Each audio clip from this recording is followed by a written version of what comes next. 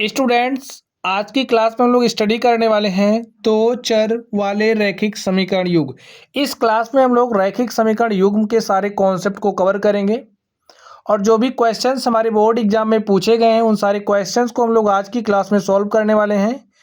इस क्लास से स्टूडेंट्स आप लोगों का जो कॉन्सेप्ट है वो बिल्डअप होगा, आप लोगों के कॉन्सेप्ट अच्छे से तैयार हो जाएंगे। आप लोगों को जितने भी फॉर्मूले हैं, जितने भी तरीके इस टॉपिक से संबंधित हैं, सारे तरीके आज की क्लास में हम लोग डिस्कस करने वाले हैं। इस क्लास के महत्व को आप लोग समझ लीजिए। दो चर वाले रैखिक समीकरण युग्म के सारे कॉन्सेप्ट एक ही क्लास में आप लोगों को उदाहरण सहित मिलने वाले हैं और इस टॉपिक में से बोर्ड पेपर में पूछे गए सभी महत्वपूर्ण प्रश्नों का जो हल है बहुविकल्पीय, अतिलघु उत्तरीय और लघु उत्तरीय फॉर्मेट में आपको मिलने वाला है। स्पीड और एक्यूरेसी आप लोग भी मेंटेन कैसे करें इस पर भी हम लोग काम करेंगे और इस क्लास को पूरा पढ़ने के बाद आप बोर्ड पेपर में पूछे गए प्रश्नों को हल करने के योग्य हो जाएंगे। यानी कि आप लोग प्रीवियस ईयर क्वेश्चन पेपर को अगर इस क्लास को पढ़ने के बाद सॉल्व करते हैं तो आप लोग प्रीवियस ईयर क्वेश्चंस को भी सॉल्व कर ले जाइएगा।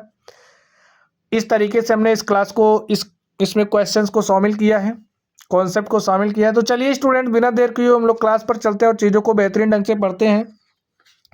तो चलिए, हमारा आज का टॉपिक क्या है, दो चर वाले रैखिक समीकरण युग्म। तो सबसे पहले हम लोग समझ लेते हैं कि भाई हमारा जो रैखिक समीकरण है, रैखिक समीकरण होता क्या है और उसके बाद हम लोग रैखिक समीकरण युग्मों की बात करेंगे। अगर कोई हमारे पास समीकरण है उसमें जो चर है, चर की मैक्सिमम घात 1 है, तो इस तरीके का हमारा जो समीकरण होता है वो रैखिक समीकरण कहलाता है। ठीक है, अगर हमारे पास कोई समीकरण है, समीकरण में जो हमारा चर है, चर की घात 1 हो, तो इस केस में जो हमारा समीकरण होता है वो रैखिक समीकरण कहलाता है। चर की जो मैक्सिमम घात है 1 होनी चाहिए। अब हम लोग दो चर वाले रैखिक समीकरणों की बात करने वाले हैं। तो दो चर वाले रैखिक समीकरण यानी कि चर आप लोग जानते हैं क्या होता है। अगर हम लोग चर की बात करें तो एक्स, वाई, जेड ये हमारे चर होते हैं। और अगर हम लोग अचर की बात करें तो अचर में हमारे जो कांस्टेंट नंबर होते हैं, जैसे अगर हम लोग 2 की बात करें, 3 की बात करें, 4 की बात करें, 5 की बात करें, 1 की बात करें, इस तरीके से हम लोग ए बी सी ये हमारे क्या होते हैं, अचर होते हैं। यानी कि जिनकी वैल्यूज बदलती नहीं हो अचर होते हैं और जिनकी वैल्यूज बदलती रहती हो हमारे क्या होते हैं, चर होते हैं। अब दो चर की बात की जा रही है तो आप लोग समझिए, दो चर समझिए, हमारे पास कोई कांस्टेंट इस तरीके से a into x plus B Y plus C is equal to 0 है। इसमें देखिए कितने चर हैं, एक चर हमारा x है, दूसरा चर हमारा क्या है, y है और a हमारा क्या है, एक समीकरण है। इस समीकरण में कितने चर हैं, दो चर हैं। तो इसलिए हमारा कौन सा समीकरण है, दो चर वाला समीकरण हो गया। और यहाँ पे ये जो आप चर देख रहे हो, चर की पावर क्या है, 1 है, तो इसलिए हमारा क्या हो गया, रैखिक समीकरण हो गया। तो ये हमारा क्या हो गया, दो चर वाला रैखिक समीकरण। दो चर वाला देखिए यहाँ पे सारी बातें लिखी गई, आप लोग पढ़ लीजिए। दो चरों वाला रैखिक समीकरण A X plus B Y plus C is equal to 0, या फिर ए हमारा जनरल फॉर्म है, हम लोग इसी से ही कंपेयर करेंगे। A X plus B Y is equal to C के प्रकार का होता है, जहाँ ए बी सी अचर वास्तविक संख्याएं और एक्स वाई क्या है, हमारी चर राशियां हैं। दो चरों वाला रैखिक समीकरण का आलेख एक सरल रेखा होती है। अभी मैंने बताया कि अगर हमारे पास दो चरों वाले रैखिक समीकरण दिए गए हैं तो ए दो हमारे दो चरों वाले रैखिक समीकरण हैं, इनका आलेख क्या होता है, इनका आलेख एक सरल रेखा होती है। ठीक है, एक सरल रेखा होती है। अब रैखिक समीकरण युग्म का ग्राफीय विधि से हल, तो ये जो कंडीशंस हमने कंडीशंस पढ़ ली, आप लोग पढ़ना, नोट कर लेना। चलिए वो लोग नेक्स्ट देखते हैं। नेक्स्ट देखिए हमारे पास क्या है। नेक्स्ट हमारे पास वही कंडीशन दी गई है, अनंत हल होते हैं यदि यल और एम, यानी कि यल हमारी जो रेखा है, एम जो हमारी रेखा क्या होती है, संपाती रेखाएं हों। तो संपाती रेखाएं, तो इस स्थिति में क्या हो जाएगा, तो हमारा a1/a2 इज इक्वल टू हो जाएगा b1/b2 के इज इक्वल टू हो जाएगा c1/c2 के, यानी कि हमारा रेशियोज क्या हो जाएंगे, बराबर हो जाएंगे। नेक्स्ट देखिए, कोई हल नहीं होता है, कोई हल नहीं होता यदि यल तथा यम दोनों रेखाएं समांतर हो। जब दोनों रेखाएं समांतर हो जाएंगी कुछ इस तरीके से, देखिए जब दोनों रेखाएं समांतर हो जाएंगी तो आपस में एक दूसरे को काटेंगी नहीं, और जब आपस में एक दूसरे को काटेंगे नहीं तो क्या हो जाएगा, हमें कोई हल नहीं मिलेगा। और जब हमें कोई हल नहीं मिलता तो इस तरीके के जो समीकरणों के युग्म होते हैं वो कैसे युग्म होते हैं, असंतत युग्म होते हैं। इस बात का आपको ध्यान रखना है। अब एक रैखिक समीकरण युग्म हल करने की विधियों की बात करें तो हमारे पास प्रतिस्थापन विधि है, विलोपन विधि है, आलेखीय विधि से भी हम लोग हल करते हैं, वज्रगुणक विधि भी है। तो चलिए अब हम लोग स्टूडेंट्स क्वेश्चंस पे चलते हैं। आप लोग कॉन्सेप्ट को अच्छे से पढ़ना, कॉन्सेप्ट इज पावर। कॉन्सेप्ट अगर आपका अच्छा है तो आप लोग सारे तरीके के क्वेश्चंस को कर ले जाइएगा। चलिए अब आप लोग यहाँ पर देखिए क्वेश्चंस को, देखिए क्वेश्चंस हमारा क्या कह रहा। क्वेश्चंस पे आप लोग ध्यान दीजिए। देखिए ax क्वेश्चन नंबर 1 है, बहुविकल्पीय हमारा फॉर्मेट है इसका। ax plus B Y plus C is equal to 0 जबकि ए बी सी वास्तविक संख्याएं हैं को दो चरों x और y का रैखिक समीकरण कहा जाता है यदि। अब यहाँ पे हमारा कौन सा ऑप्शन करेक्ट होगा, यदि। ऑप्शन देख लीजिए, ऑप्शन नंबर ए है A is not equal to B, A square is equal to B square, A square plus B square is equal to 0, A square plus B square is can not be equal to 0। जो हमारा रैखिक समीकरण है A X plus B Y plus C is equal to 0 जबकि A B C वास्तविक संख्याएं, A B C हमारी क्या है, वास्तविक संख्याएं हैं, को दो चरों एक्स और वाई का रैखिक समीकरण कहा जाता है यदि A square plus B square is can not be equal to 0। इसमें क्या हो सकता है, जो हमारा A square plus B square है वो 0 के इक्वल नहीं हो सकता। चलिए नेक्स्ट देखते हैं, क्योंकि देखिए अगर ये हमारा 0 हो जाएगा तो हमारा रैखिक समीकरण ही कहाँ बनेगा। चलिए नेक्स्ट देखिए, ग्राफीय रूप से ग्राफीय रूप से A X plus B Y plus C is equal to 0 एक रेखा को दर्शाती है। ये जो हमारा समीकरण है ग्राफीय रूप से एक रेखा को दर्शाती है। समीकरण का प्रत्येक हल एक बिंदु है, इसको दर्शाने वाली एक रेखा पर, इसको दर्शाने वाली रेखा पर नहीं है, एक्स अक्ष पर है, वाई अक्ष पर है। तो क्या हो जाएगा इसका सॉल्यूशन, आप लोग ऑप्शंस देखिए। इसको दर्शाने वाली एक रेखा पर है, यानी कि ये जो हमारा ग्राफीय रूप से A X plus B Y plus C का हल होगा, एक रेखा को दर्शाती है। समीकरण का प्रत्येक हल एक बिंदु है, इसको दर्शाने वाली रेखा पर एक बिंदु होता है, इसको जो दर्शाने वाली रेखा है उस पर होगा। चलिए स्टूडेंट्स हम लोग क्वेश्चन नंबर 2 को सॉल्व करते हैं। देखिए इसमें क्या कहा जा रहा है, ग्राफीय रूप से A X plus B Y plus C is equal to 0 एक रेखा को दर्शाती है। समीकरण का प्रत्येक हल कहाँ होता है, प्रत्येक हल एक बिंदु है, इसको दर्शाने वाली रेखा पर, इसको दर्शाने वाली रेखा पर नहीं, एक्स अक्ष पर, वाई अक्ष पर। कहाँ होता है, इसको दर्शाने वाली एक रेखा पर। चलिए हम लोग नेक्स्ट क्वेश्चन की तरफ चलते हैं और देखते हैं हमारा नेक्स्ट क्वेश्चन क्या है। यहाँ पर देखिए, किसी तल में दी गई दो रेखाओं के लिए निम्न में से कौन संभव नहीं है। कोई तल है उसमें हमें दो रेखाएं दी गई हैं, उन दोनों रेखाओं के लिए क्या संभव नहीं है। देखिए दोनों रेखाएं एक बिंदु पर प्रतिच्छेद करेंगी, समझिए हमारा कोई तल है, दोनों रेखाएं एक बिंदु पर प्रतिच्छेद करेंगी। हाँ ये बात सही है, दोनों रेखाएं एक बिंदु पर प्रतिच्छेद कर सकती हैं। दोनों रेखाएं समांतर, दोनों रेखाएं हमारी समांतर भी हो सकती हैं, दो रेखाएं हमारी समांतर भी हो सकती हैं, समांतर हो सकती हैं। दोनों रेखाएं संपाती भी हो सकती हैं, संपाती होने का मतलब दोनों रेखाएं एक के ऊपर एक जाए, यानी कि दोनों लाइनें क्या हों, संपाती हों। और नेक्स्ट देखिए, दोनों रेखाएं या तो प्रतिच्छेद करेंगी या समांतर, ये हमारा नहीं हो सकता। ऑप्शन नंबर क्या है, डी हमारा करेक्ट है।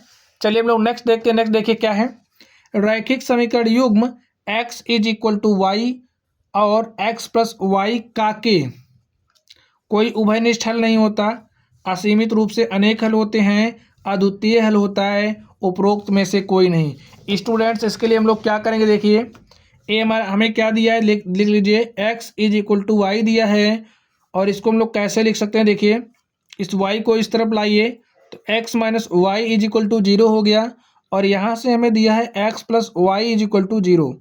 अब इससे हम लोग तुलना, इसकी तुलना किससे करेंगे, a1x plus b1y plus c is equal to 0 से, और a वाला जो हमारा समीकरण है इसकी तुलना हम लोग किससे करेंगे, a2x plus b2y B2y plus C2 is equal to 0।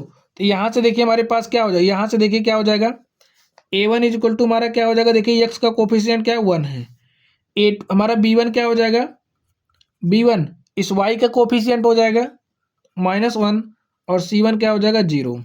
यहाँ पे देखिए A2 हमारा क्या हो जाएगा 1, B2 y का कोफिशिएंट B2 भी हमारा 1 हो जाएगा और C2 हमारा 0 हो जाएगा।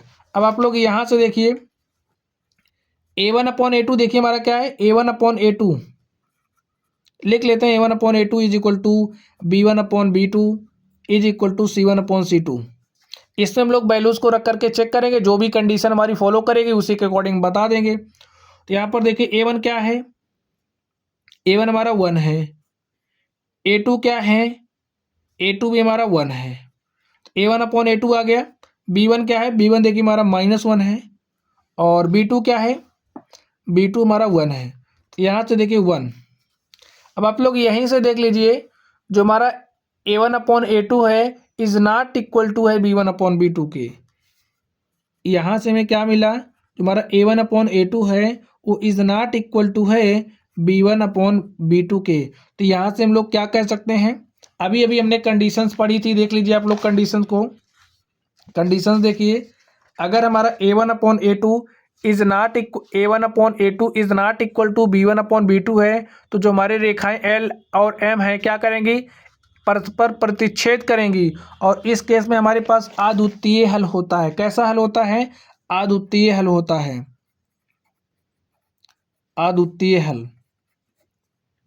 यानी कि हमारे पास कुछ इस तरह की सिचुएशन बनेगी अद्वितीय हल वाली। तो देख लीजिए हमारा ऑप्शन नंबर सी क्या हो जाएगा, करेक्ट हो जाएगा।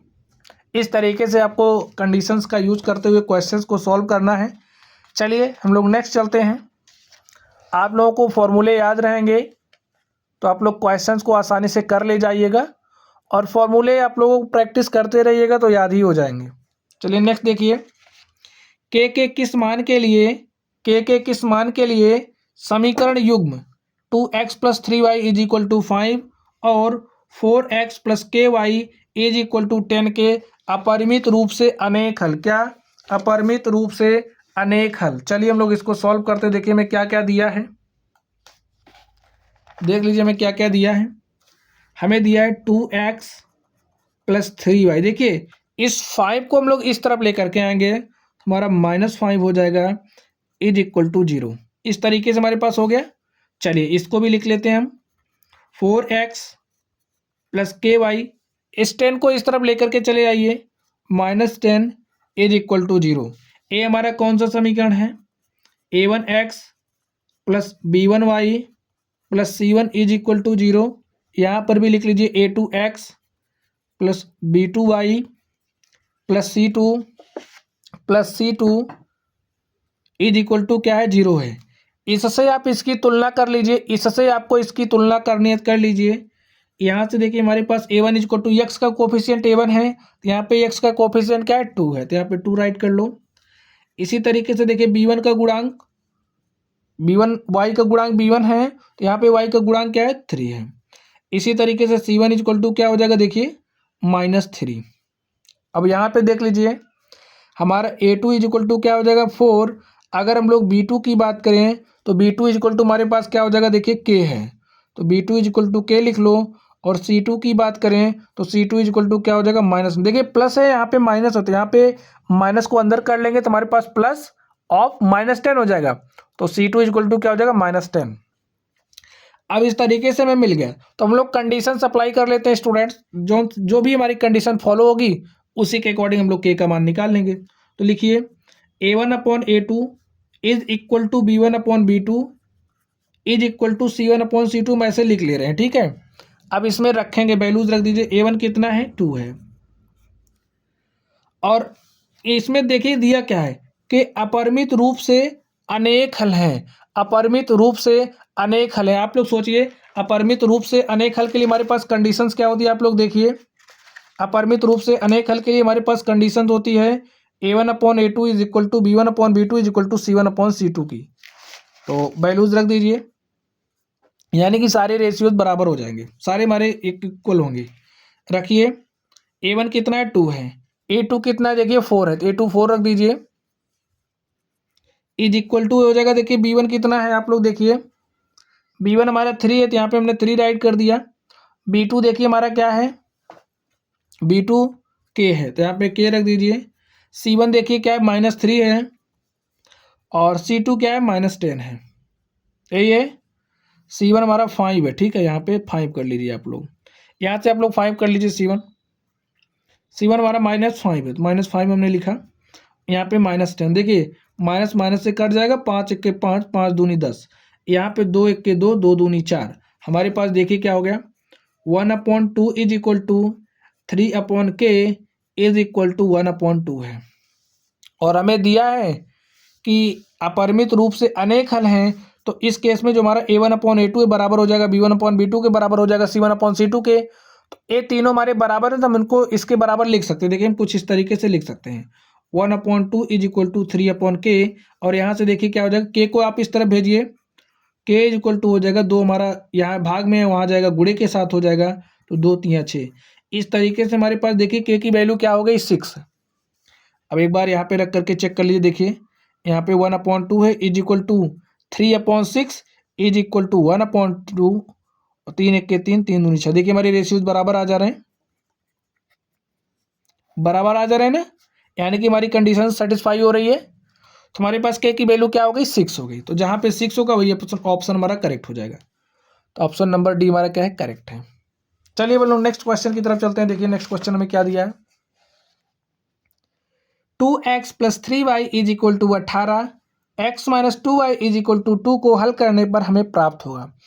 यहाँ पे हमें एक समीकरण दिया है, दूसरा समीकरण दिया है, इन दोनों को हमें हल करना है, और हल करने के बाद हमें क्या चाहिए, x और y की वैल्यूज चाहिए। तो चलिए स्टूडेंट, यहाँ से हम आपको प्रतिस्थापन मेथड सिखा दे रहे हैं, ठीक है, यहाँ से हम आपको विलोपन विधि सिखा दे रहे हैं। विलोपन विधि से आप लोग क्वेश्चंस को कैसे सॉल्व करोगे, यहाँ से आप लोग विलोपन विधि सीख लीजिए। यहाँ पे देखिए मैं क्या दिया है, 2x + 3y is equal to 18 दिया है। इसको हम लोग विलोपन विधि से सॉल्व करने वाले हैं। स्टूडेंट्स आप लोग समझ लीजिए, विलोपन विधि से हम लोग क्वेश्चंस को कैसे सॉल्व करते हैं। देखिए समीकरण दिया 2x + 3y is equal to 18, और दूसरा समीकरण देखिए मैं क्या दिया है, x - 2y is equal to हमें 2 दिया है। स्टूडेंट्स अब आप लोगों को इन दोनों समीकरणों को ध्यान से देखना है, ध्यान से देखिए।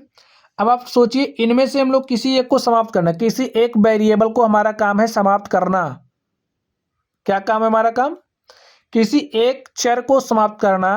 वो कैसे समाप्त होगा, देखिए हमें यहाँ पे 2x दिख रहा है, यहाँ पे हमें x दिख रहा है। अब अगर हम यहाँ पे 2 से मल्टीप्लाई कर दें और उसके बाद घटा लें, तो हमारा -2x + 2x कैंसिल हो जाएगा, हमें y का मान यहाँ से मिल जाएगा। तो यहाँ पे हम 2 से मल्टीप्लाई कर देते हैं, इसको ले लीजिए समीकरण नंबर 1, इसको 2 ले लीजिए, और लिखिए समीकरण 2 को 2 से गुणा करने पर, 2 से गुणा करने पर, 2 से गुणा कर दीजिए, देखिए क्या हो जाएगा, 2x हो जाएगा, यहाँ पे 2 से मल्टीप्लाई किया, -2 दूनी 4y हो जाएगा, बराबर यहाँ पे क्या हो जाएगा 4, और ये हमारा क्या हो गया समीकरण नंबर 3। अब लोग समीकरण 1 में से 3 को घटा देंगे, घटा दीजिए, 3 में से 1 को भी घटा सकते हो, लिख दीजिए समीकरण 1 में से समीकरण 3 को घटाने पर, घटा दीजिए स्टूडेंट्स। एक क्या है 2x + 3y is equal to 18, 3 क्या है 2x - 4y is equal to क्या है 4। घटाइए, देखिए घटाने पर क्या हो जाएगा, यहाँ पे माइनस चिन्ह हो जाएगा, घटाने पे क्या हो जाता है चिन्ह बदल जाते हैं, तो यहाँ पे माइनस है तो प्लस हो जाएगा। इस बात का आपको ध्यान रखना है, जब हम लोग घटाते हैं तो हमारे चिन्ह बदल जाते हैं। यहाँ पे माइनस है, माइनस अंदर जाएगा, देखिए अगर हमारे पास सीन कुछ इस तरीके से होगा, घटा रहे हैं तो 2x - 4y और इज इक्वल टू हमारे पास 4 है। अब माइनस अंदर भेजेंगे तो हमारे पास क्या हो जाएगा, -2x + 4y is equal to -4।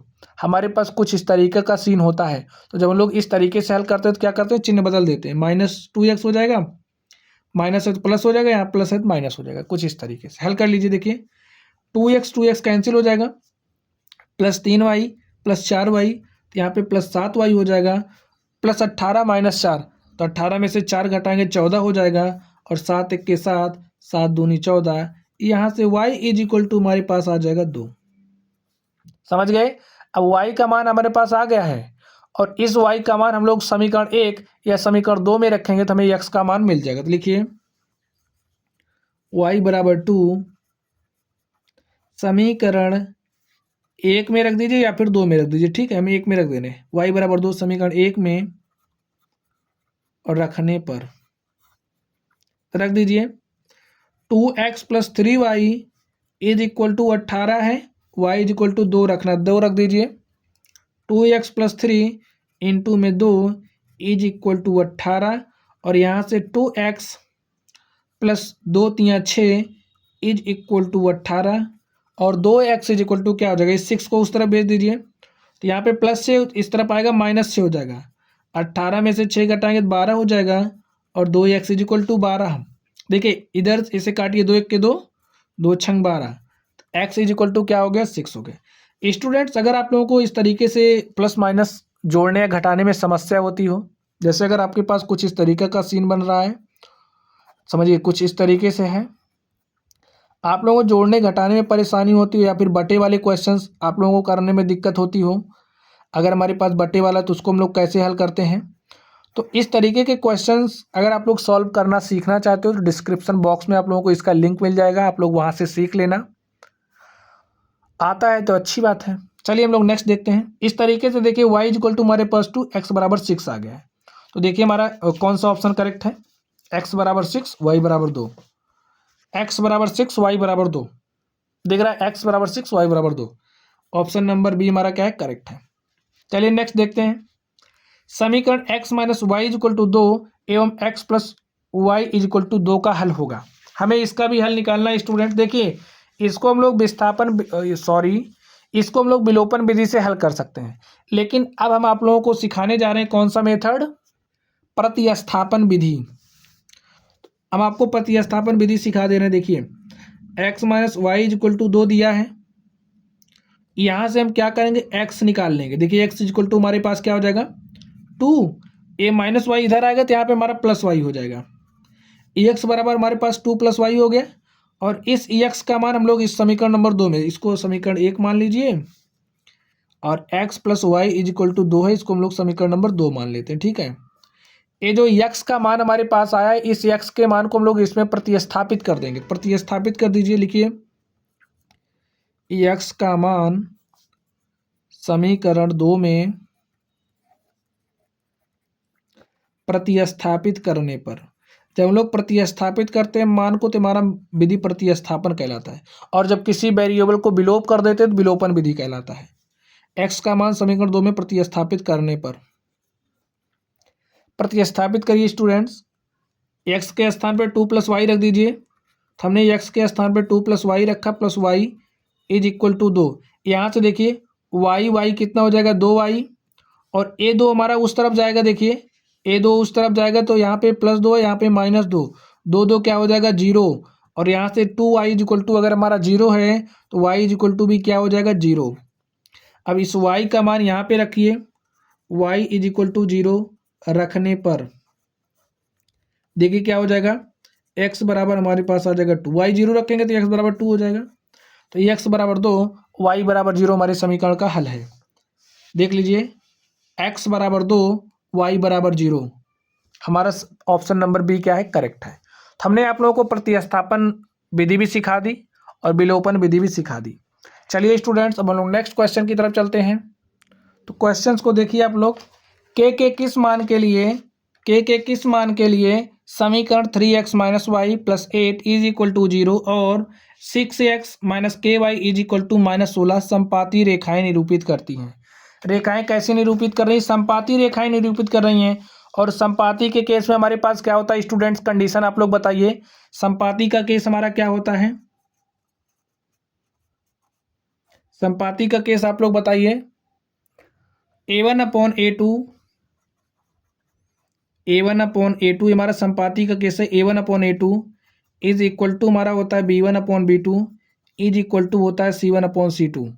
अब यहाँ पे देखिए एम इस समीकरण को लिख लीजिए, यहाँ पे लिख लीजिए 3x minus y plus 8 is equal to 0।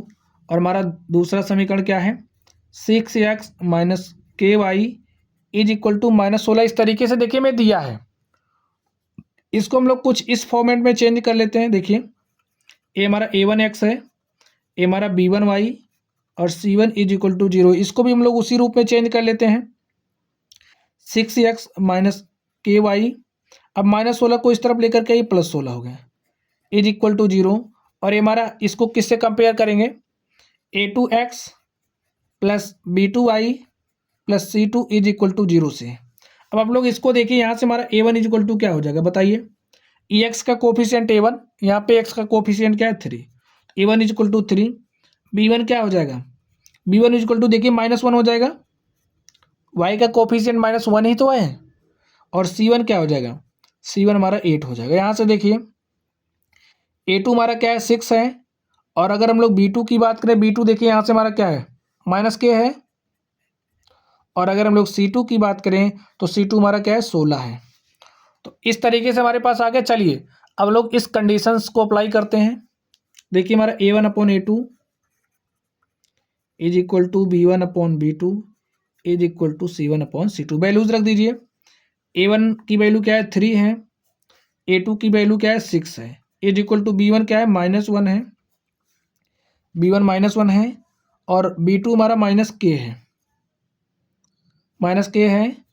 और C1 कितना 8 है और C2 कितना है 16 है, रख दो। देखिए माइनस से माइनस कैंसिल हो गया, 3 1 के 3, 3 दूनी 6, 8 1 के 8, 8 दूनी 16। अब सब बराबर है तो लिख लो 1/2 इज इक्वल टू हमारा 1/k हो जाएगा। 1/2 हमारा 1/k के बराबर हो जाएगा। और यहाँ से देखिए k हमारा इस तरफ आएगा, k यहाँ पे भाग के साथ है, गुणे के साथ हो जाएगा। और a हमारा 2 वहाँ चला जाएगा तो k बराबर हमारा क्या आ जाएगा 2। तो हमारे पास k की वैल्यू क्या हो गई 2 हो गई। k बराबर 2 पर जो रेखाएं हो क्या करेंगे संपाती रेखाएं निरूपित करेंगे। ठीक है, यहाँ से हमारे पास k की वैल्यू आ गई। चलिए वो लोग नेक्स्ट क्वेश्चन की तरफ चलते हैं। देखिए हमारा नेक्स्ट क्वेश्चन क्या है, देखिए आप लोग, यदि 3x plus 2ky is equal to 2 और 2x plus 5y plus 1 is equal to 0 द्वारा दी जाने वाली रेखाएं परस्पर समांतर हैं तो k का मान निकालिए। हमें क्या दिया है कि जो रेखाएं में दी गई है परस्पर समांतर हैं। तो यहाँ पर देखिए स्टूडेंट समीकरण क्या क्या दिया है लिख लीजिए। 3x प्लस 2ky, इस 2 को इस तरफ लेकर के आएंगे तो -2 हो जाएगा इज इक्वल टू 0। यहाँ पे देखिए 2x plus 5y plus 1 is equal to 0। इसकी तुलना किससे करेंगे A1x plus B1y plus C1 is equal to 0 से। और इसकी तुलना किससे करेंगे A2x plus B2y plus C2 is equal to 0 से। यहाँ से देखिए हमारे पास A1 इज इक्वल टू क्या आ जाएगा, A1 हमारा 3 हो जाएगा, B1 क्या हो जाएगा, देखिए y का कोफिशिएंट यहाँ पे B1 है, यहाँ पे 2k है तो यहाँ पे हमारा 2k हो जाएगा। और C1 की बात करें यहाँ पे 1 तो यहाँ पे -2 है, C1 यहाँ पे -2। ठीक है, A2 देखिए क्या हो जाएगा, A2 हमारा 2 हो जाएगा और B2 हमारा 5 हो जाएगा और C2 हमारा क्या हो जाएगा 1 हो जाएगा। इस तरीके से हमने A1 B1 C1 A2 B2 C2 की वैल्यूज निकाल ली। अब देखिए रेखाएं क्या कर रही हैं परस्पर समांतर है। तो समांतर का केस हमारा क्या होता है, समांतर के केस में जो हमारा A1 अपॉन A2 होता है वो बराबर होता है B1 अपॉन B2 के और does not equal to C1 upon C2 के। ये हमारा केस होता है, समांतर का केस है, ये केस आपको याद रखना है।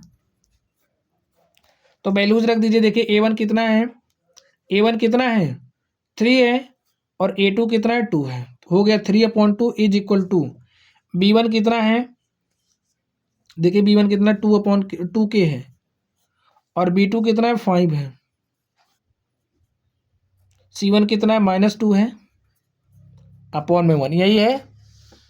अब सॉल्व कर लीजिए। 3/2 इज इक्वल टू हमारा 2k/5 है तो ये इसके इक्वल हो जाएगा। अब यहाँ से देखिए क्या हो जाएगा, इस 5 को इस तरफ भेजेंगे तो 5 तियाँ हो जाएगा 15 देखिए ए हमारा बराबर है, इसको बराबर ले सकते हैं, ठीक है। तो 3/2 इज इक्वल टू 2k/5, इस 5 को इस तरफ भेजिए तो हो जाएगा 5 या 15, इस 2 को इस तरफ भेजेंगे तो 2 दूनी क्या हो जाएगा 4। तो हमारे पास 15 इज इक्वल टू 4k, तो 4k इज इक्वल टू 15 और k इज इक्वल टू हमारा क्या हो जाएगा 15/4। तो देखिए हमारे पास k की वैल्यू आ गई, k की वैल्यू क्या आई 15/4। ऑप्शन नंबर सी हमारा क्या है, करेक्ट है। चलिए हम लोग नेक्स्ट क्वेश्चन की तरफ चलते हैं। देखिए हमारा नेक्स्ट क्वेश्चन क्या है। क्वेश्चंस आप लोग देखिए, के किस मान के लिए रैखिक समीकरण युग्म k x plus y is equal to k square तथा x plus k y is equal to k अनेक हल हैं। यहाँ पे हमें रैखिक समीकरण दिया है, यहाँ पे हमें रैखिक समीकरण दिया है, हमसे के का मान पूछा जा रहा है और कंडीशन क्या दी गई है, अनेक मान होंगे, ठीक है। कितने हल होंगे, अनेक हल होंगे। चलिए हम लोग लिखते हैं, देखिए क्या हो जाएगा। हमें समीकरण दिया है k x plus y is equal to k square, इसको हम लोग कुछ इस तरीके से लिख लेते हैं। देखिए के एक्स प्लस वाई माइनस के स्क्वायर इज इक्वल टू 0। हमें दूसरा समीकरण क्या दिया है, देखिए x plus k y is equal to 1 दिया है। इसको हम लोग जनरल फॉर्म में लेकर के आते हैं, x plus k Y plus 1 को इस तरफ लेकर के आएंगे, -1 इज इक्वल टू 0 हो जाएगा। चलिए अब लोग इन दोनों को हल करते हैं। अब इसकी तुलना करिए, a1x plus b1y plus c1 is equal to 0 से। इसकी तुलना करिए a2x plus b2y plus c2 is equal to 0 से। तो यहाँ से देखिए हमारे पास क्या हो जाएगा, एक्स का कोफिशिएंट a1 है, यहाँ पे क्या है k है, तो a1 इज इक्वल टू हमारा क्या हो जाएगा k, a1 is equal to k हो जाएगा। यहाँ से b1 इज इक्वल टू क्या हो जाएगा 1, और c1 की बात करें तो c1 इज इक्वल टू क्या हो जाएगा -k²। यहाँ पे देखिए a2 इज इक्वल टू क्या हो जाएगा 1, और अगर हम लोग b2 की बात करें तो b2 इज इक्वल टू हमारा क्या हो जाएगा k, और यहाँ पे अगर हम c2 की बात करें तो c2 इज इक्वल टू हमारा क्या हो जाएगा -1। चलिए अब अनेक हल होंगे, देखिए इसके अनेक हल होंगे। तो अनेक हल के लिए हमारी कंडीशन क्या होनी चाहिए, संपाती का केस, और संपाती के केस में हमारे पास क्या होता है, a1/a2 इज इक्वल टू होता है b1/b2 के इज इक्वल टू होता है c1/c2 के। हमारा यही केस होना चाहिए। अनेक हल के लिए क्या होना चाहिए, हमारा संपाती वाला केस होना चाहिए, ठीक है। तो वैल्यूज रख दीजिए भाई, a1 की वैल्यू रखिए क्या है, a1 की वैल्यू k है, a2 का वैल्यू देखिए क्या है 1 है, इज इक्वल टू b1 का वैल्यू क्या है, b1 1 है, b2 का वैल्यू क्या है, तो यहाँ पे देखिए b2 क्या हो जाएगा, b2 का वैल्यू हमारा k है, c1 देखिए क्या है, c1 हमारा -k² है, अपॉन में क्या हो जाएगा c2, तो c2 का वैल्यू क्या है -1। देखिए इससे कैंसिल हो जाएगा। अब यहाँ पे आप लोग ध्यान से देखिए, तो स्टूडेंट्स यहाँ पर देखिए हमारे सारे बराबर हैं, तो हम लोग किन्हीं दो को लेकर के हल कर लेंगे। तो यहाँ से देखिए हमारा क्या हो जाएगा k/1 is equal to 1/k। आप लोग एक बात समझिए, अगर हमारे पास कुछ इस तरीके से होता है तो देखिए यहाँ पे भाग के साथ है, तो यहाँ पे आएगा गुणे के साथ हो जाएगा ad, देखिए कुछ इस तरीके से मल्टीप्लाई हो जाता है, तो ad is equal to bc हो जाता है। ठीक यही काम यहाँ पे होगा, भाग के साथ है, यहाँ पे आएगा गुणे के साथ हो जाएगा, तो k/k² हो जाएगा, यहाँ पे 1 × 1 1 हो जाएगा। इस तरीके से देखिए हमारे पास हो गया। अब आप लोग यहाँ से देखिए k² इज इक्वल टू 1 है, तो k इज इक्वल टू क्या हो जाएगा +-1। समझ गए आप लोग। चलिए अब हमारा जहाँ पे k इक्वल टू +-1 होगा वही ऑप्शन हमारा क्या हो जाएगा, करेक्ट हो जाएगा। देखिए यहाँ पे +-1, ऑप्शन नंबर ए हमारा क्या है, करेक्ट है। चलिए स्टूडेंट्स हम लोग नेक्स्ट क्वेश्चन की तरफ चलते हैं। नेक्स्ट क्वेश्चन देखिए क्या है हमारे पास, दो संख्याओं का योगफल 8 है। तो देखिए स्टूडेंट, दो संख्याओं का योगफल 8 है तथा उनका अंतर 2 है, तो संख्याएं होंगी। तो हम लोग मान लेते हैं हमारी जो पहली संख्या x है, दूसरी संख्या y है। तो मान लीजिए, माना पहली संख्या बराबर x, दूसरी संख्या हमारी क्या हो जाएगी y। देखिए क्या कह रहा है, दो संख्याओं का योगफल 8 है, यानी कि इन दोनों संख्याओं का योगफल कितना हो जाएगा प्रश्नानुसार x + y, और x प्लस वाई हमें कितना दिया है, 8 दिया है। नेक्स्ट कह रहा है उनका अंतर, यानी कि जो हमारे पास संख्याएं, संख्याओं का अंतर, तो इन संख्याओं का अंतर कितना दिया है, 2 दिया है। तो संख्याओं का अंतर यानी कि x minus y is equal to 2, इसको स्टूडेंट्स हम लोग हल कर लेंगे। और हल किस विधि से करेंगे, आप लोगों को जो भी विधि अच्छी लगे उस विधि से हल करना। यहाँ पे हम लोग विलोपन विधि अप्लाई करने वाले। देखिए यहाँ पे अगर हम लोग, देखिए यहाँ पे ऐसे जोड़ दो, देखिए यहाँ पे प्लस वाई है, यहाँ पे minus y, plus y minus y 0 हो जाएगा, और एक्स एक्स क्या हो जाएगा, 2x, और यहाँ पे 8 2 10, 2 1 के 2, 2 पंचे 10, x इज इक्वल टू हमारे पास कितना आ गया, 5 आ गया। y इज इक्वल टू निकालना है, तो y देखिए क्या हो जाएगा, x का मान समीकरण 1 में 5 रख दो, इसको मान ले रहे हैं समीकरण 1 है, a हमारा 2 है। समीकरण 1 में हमने 5 रखा है x बराबर, तो 5 रख दिया, 5 प्लस वाई बराबर 8, और y बराबर यहाँ से क्या होगा, 5 को उधर भेजिए, तो 8 माइनस 5, और 8 में से 5 घटाइए कितना हो जाएगा, 3। तो y बराबर हमारा कितना गया, 3। x बराबर 5, y बराबर 3। देखिए यहाँ पे हमारा है ऑप्शन नंबर बी क्या है, करेक्ट है। तो माय डियर स्टूडेंट्स, इस तरीके से प्रश्नों को आपको हल करना है। हल करने के लिए आपको कॉन्सेप्ट पर काम करना होगा। हमने आपको विधियाँ सिखा दी है, आप लोग करना। चलिए अब हम लोग इसको भी प्रतिस्थापन विधि से हल करने वाले हैं। वैसे तो हमने आपको प्रतिस्थापन विधि बता दिया है, चलिए हम लोग इस क्वेश्चन को भी सॉल्व कर लेते हैं। तो हमें करना क्या है, इसको हल करना है, हल कर लीजिए। एक्स और वाई का मान ही तो निकालना है, निकालिए आप लोग। चलिए हम निकालते हैं। यहाँ पे देखिए हमें क्या दिया है, x minus y is equal to 2, इसको मान ले रहे समीकरण नंबर 1। और नेक्स्ट देखिए 4x plus 7y is equal to में दिया 30, इसको मान ले रहे हमारा क्या है, समीकरण नंबर 2 है। समीकरण 1 समीकरण 2 हमारे पास हो गया। अब आप लोग देखिए हमें प्रतिस्थापन विधि से हल करना है, इस बात पर आपको ध्यान देना होगा। और प्रतिस्थापन विधि में हम लोग क्या करते हैं, देखिए किसी यहाँ से x अथवा y का मान निकालेंगे और इसमें प्रतिस्थापित कर देंगे, ठीक है। जो भी आपको सरल लगे वैसा करना है। अब हमें यही दिख रहा कि अगर हम यहाँ से x का मान निकाल करके इसमें प्रतिस्थापित कर दें तो हमारा सॉल्यूशन मिल जाएगा आसानी से। तो यहाँ से x बराबर देखिए क्या हो जाएगा, इस माइनस वाई को इस तरफ भेजेंगे तो 2 प्लस वाई हो गया, x बराबर 2 प्लस वाई हो गया। अब इस x का मान हम लोग इस समीकरण नंबर 2 में रख देंगे। लिखिए x का मान समीकरण 2 में रखने पर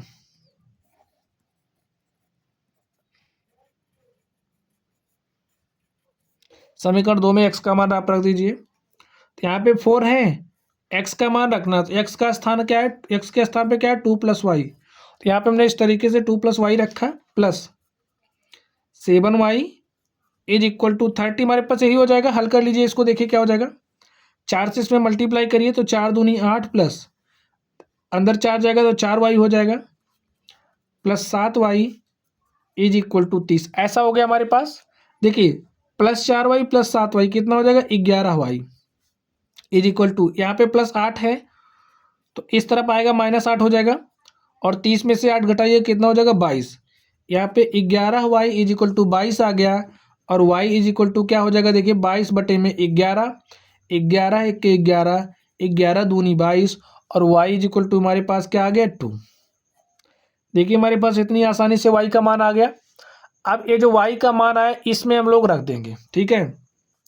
इसको आप मान लीजिए क्या है, हमारा समीकरण नंबर 3 है। लिखिए y बराबर 2 समीकरण 3 में रखने पर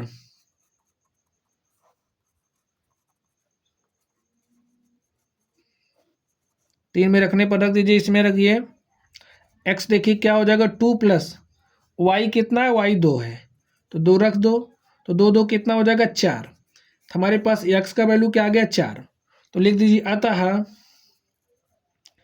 x बराबर 4 तथा y बराबर 2 है। यही हमारा क्या हो गया, आंसर हो गया। तो स्टूडेंट्स आप लोग समझ गए होंगे। चलिए अब हम लोग नेक्स्ट क्वेश्चन की तरफ चलते हैं और देखते हैं हमारा नेक्स्ट क्वेश्चन क्या है। देखिए हमारे पास नेक्स्ट क्वेश्चन क्या है, ज्ञात कीजिए कि रैखिक समीकरणों का युग्म, यहाँ पे हमें समीकरणों का युग्म दिया है, संगत है या असंगत है। यहाँ पे क्या दिया है, संगत है या असंगत है। तो हमने आपको निकालना सिखाया हमारा जो समीकरणों का युग्म होता है कब संगत होता है, आप लोग सोच करके बताइए। जब हमें हल मिलता है तो संगत होता है, हल नहीं मिलता है तो असंगत होता है। और इसके लिए हम लोग क्या करते हैं, चेक करते हैं। चलिए सबसे पहले हम लोग समीकरण लिख लेते हैं जो हमें दिया है।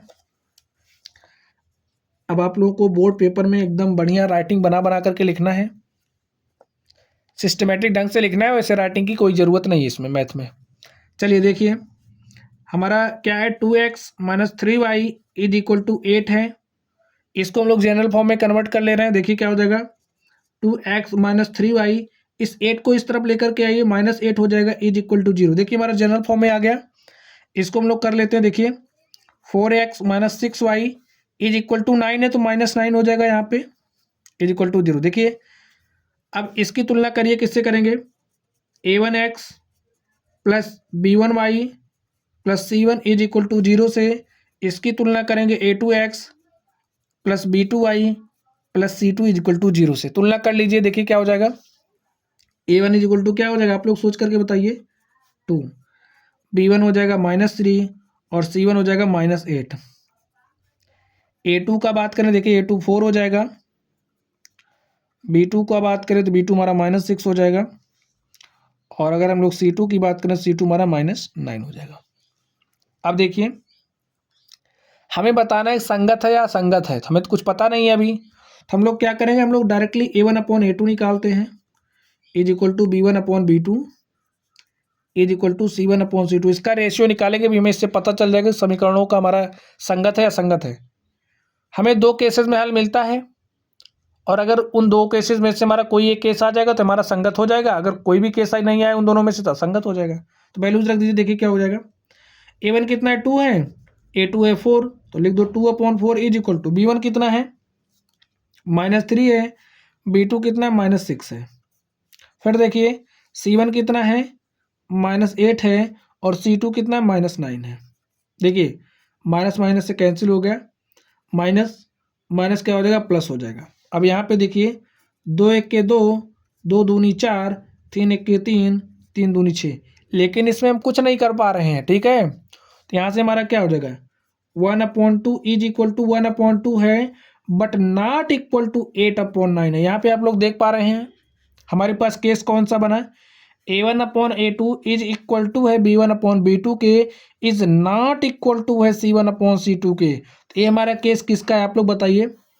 ये हमारा समांतर वाला केस है, यानी कि दोनों रेखाएं इस केस में क्या हो जाएंगी, दोनों रेखाएं इस केस में समांतर हो जाएंगी, और हमें कोई हल नहीं मिलेगा। और जब हमें कोई हल नहीं मिलता तो समीकरणों का युग हमारा क्या हो जाता है, असंगत। हमारा क्या है, ये समीकरणों का युग असंगत है। लिखिए देखिए चूंकि हमारा क्या हो जा रहा है, a1/a2 is not equal to b1/b2 is not equal to, sorry, a1/a2 is equal to है b1/b2 के, और इज नॉट इक्वल टू है c1/c2 के। इसलिए हमारा क्या हो जाएगा, इसलिए ये जो हमें समीकरणों का युग्म दिया है, लिख लीजिए, इसलिए समीकरणों का युग्म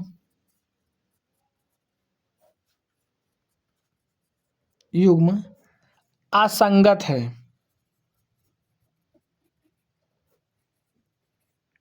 कैसा है, असंगत है। तो आप लोग समझ गए संगत कब होगा, संगत कब होगा, अगर हमें हल मिलेगा तो संगत।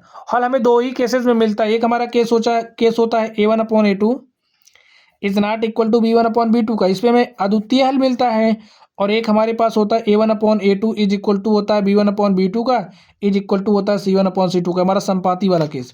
संपाती और प्रतिच्छेदी वाले केस में ही हमें सोल्यूशन मिलता है, इस वाले केस में समांतर वाले में सोल्यूशन नहीं मिलता। आपको यही याद रखना है, हमें इसमें सोल्यूशन नहीं मिलता, ठीक है।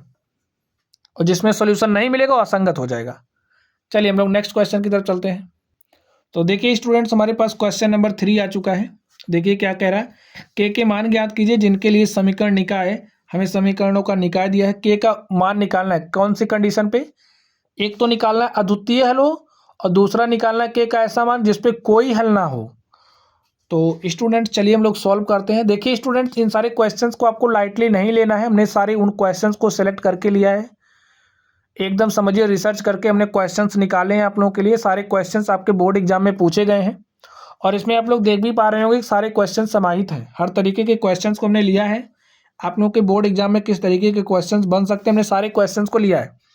आप लोगों को क्वेश्चंस को बार बार सॉल्व करने की प्रैक्टिस करनी है। चलिए हम लोग इसको सॉल्व करते हैं, देखते हैं हमारा सॉल्यूशन क्या हो जाएगा। तो हमें समीकरणों का युग्म दिया गया, निकाय दिया है, तो लिख लीजिए क्या है।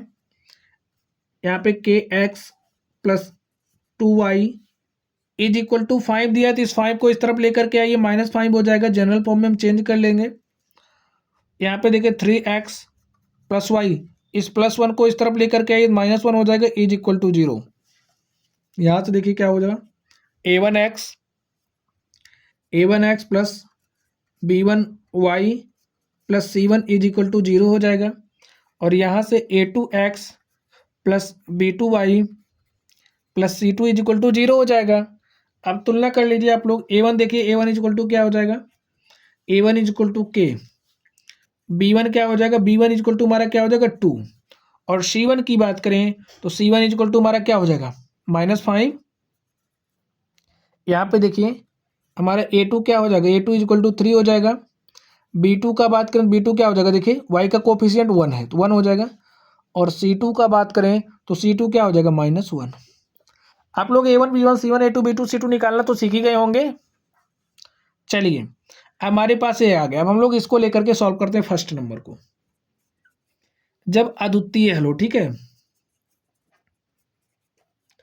अद्वितीय हल,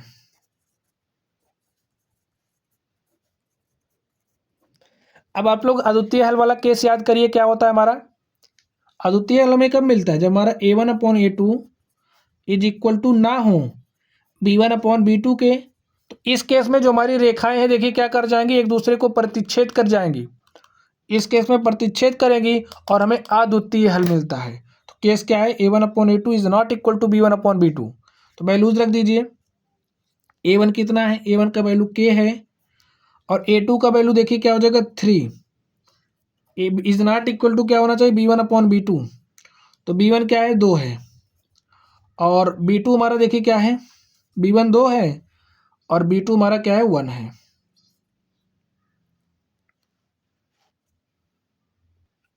तो इसको हम लोग क्या करेंगे, देखिए इसमें हम लोग क्या करेंगे, दोनों तरफ 3 से मल्टीप्लाई कर देंगे। मल्टीप्लाई कर दीजिए 3 से, देखिए क्या हो जाएगा, 3 से हमने इसको मल्टीप्लाई किया तो यहाँ पे क्या बचेगा, ऐसे हमारे पास कुछ इस तरीके से हो जाएगा, इस तरीके से हमारे पास हो जाएगा। और यहाँ से 3 से 3 कैंसिल हो जाएगा, k is not equal to 6। यानी कि हमें अद्वितीय हल के लिए हमारा जो k का वैल्यू है 6 नहीं होना चाहिए। तो लिखिए इसलिए k is not equal to 6 के लिए दिए हुए समीकरण निकाय, दिए हुए समीकरण निकाय, यहाँ पे जो हमें समीकरण निकाय दिया है, समीकरण निकाय का एक अद्वितीय हल होगा।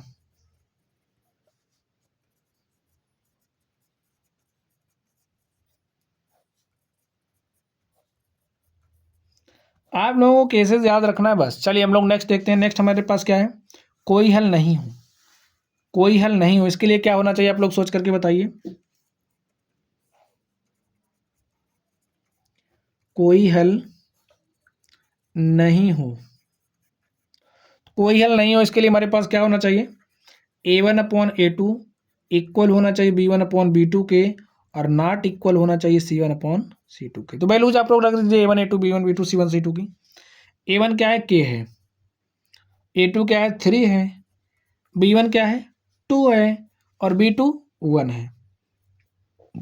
नॉट इक्वल होना चाहिए -5/-1 के। देखिए यहाँ से हमारे पास क्या हो जाएगा, हम लोग किन्हीं दो को लेकर के हल कर लेंगे तो हमें k का मान मिल जाएगा। हमें k का मान ही चाहिए, तो देखिए क्या हो जाएगा, k इज इक्वल टू 3 वहाँ भेजेंगे, 3 दूनी हो जाएगा 6, और यहाँ से हमारे पास क्या आ गया, k इज इक्वल टू 6 के लिए दिए हुए समीकरण निकाय का हल नहीं होगा। तो यहाँ पे ये जो हमें समीकरणों का निकाय दिया गया है, ये जो हमें समीकरणों का निकाय दिया गया है, जब हमारा k बराबर 6 होगा तो समीकरण निकायों का कोई हल नहीं होगा। तो लिखिए इसलिए k बराबर 6 के लिए दिए हुए समीकरण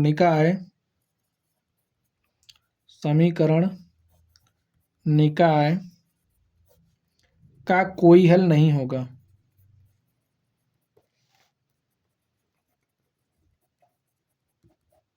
तो स्टूडेंट्स, इस तरीके से हम लोग क्वेश्चंस को सॉल्व करेंगे। तो आप लोग समझ गए होंगे। चलिए अब हम लोग नेक्स्ट क्वेश्चन की तरफ चलते हैं और नेक्स्ट क्वेश्चन को सॉल्व करते हैं। देखते हैं हमारा नेक्स्ट क्वेश्चन क्या है। यहाँ पे देखिए, निम्नलिखित समीकरण निकायों को विलोपन विधि से हल कीजिए। यहाँ पे हमें समीकरणों का निकाय दिया है और हमें इसे विलोपन विधि से हल करना है। तो चलिए हम लोग विलोपन विधि से हल करते हैं। चलिए हम लोग इसको सॉल्व करते हैं।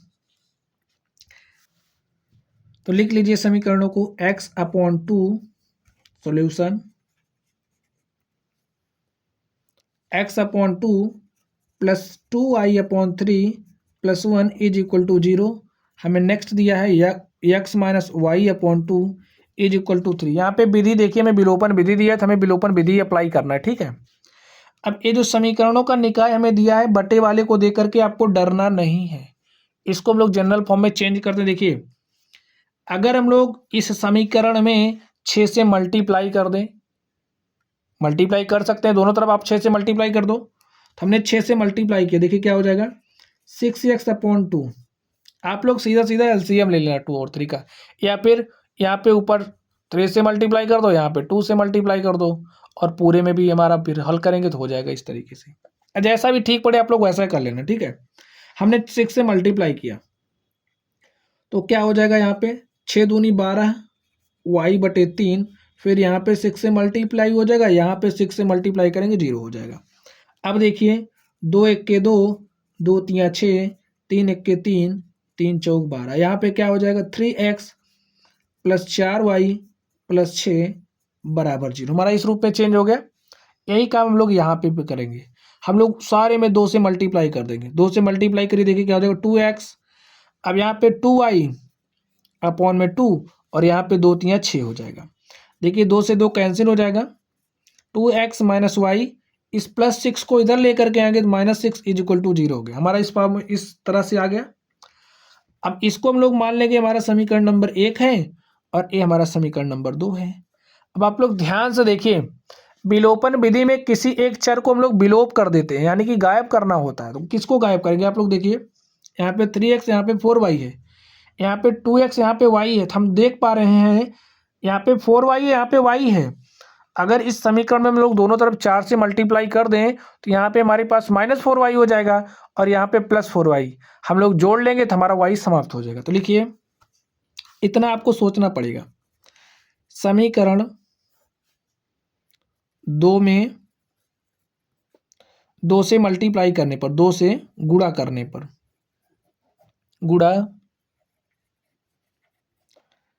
पर, तो गुणा कर दीजिए 2 से। तो 2 से गुणा करेंगे 2 दूनी 4x हो जाएगा। 4 से गुणा करेंगे, ठीक है। किससे गुणा करेंगे, 4 से। तो 4 से गुणा करेंगे 4 दूनी 8 हो जाएगा। देखिए 4 से गुणा करेंगे तभी यहाँ 4y, यहाँ पे 4y। तो 4 से गुणा किया, 4 दूनी 8x हो गया, -4y माइनस कितना हो जाएगा 4 छंग 24 इज इक्वल टू 0। 4 से गुणा किया 4 दूनी 8, 4 से गुणा किया 4y, 4 छंग 24, और इसको हम लोग मान लेंगे समीकरण नंबर 3। अब समीकरण 1 और 3 को हम लोग जोड़ लेंगे। लिखिए, समीकरण 1 और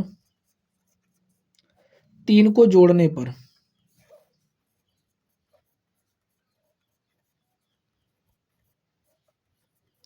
जोड़ दीजिए 3x plus 4y plus 6 is equal to 0। ये हमारा 1 हो गया। 3 देखिए क्या है, 8x minus 4y minus 24 is equal to 0। जोड़िए, ऐड कर दीजिए। देखिए हमने जोड़ दिया। अब यहाँ पे +4y माइनस 4y क्या हो जाएगा, कैंसिल हो जाएगा। और यहाँ से 3x प्लस 8x, 3 8 11x हो जाएगा। यहाँ से देखिए -24 है +6 है, तो -24 +6 तो -18 हो जाएगा। ये तो होगा इज इक्वल टू 0। और यहाँ से हमारा क्या हो जाएगा 11x इज इक्वल टू, यहाँ पे क्या हो जाएगा 18, और x इज इक्वल टू क्या हो जाएगा 18/11। इतनी बात आप लोगों के समझ में आ गई। चलिए अब हम लोग नेक्स्ट देख लेते हैं। ये जो हमारा x का वैल्यू है उसको हम लोग समीकरण 1 में रख देंगे या फिर 2 में रख के y का भी मान निकाल लेंगे। तो चलिए हम लोग x का मान समीकरण 1 में रख देते हैं। लिखिए x का मान समीकरण 1 में रखने पर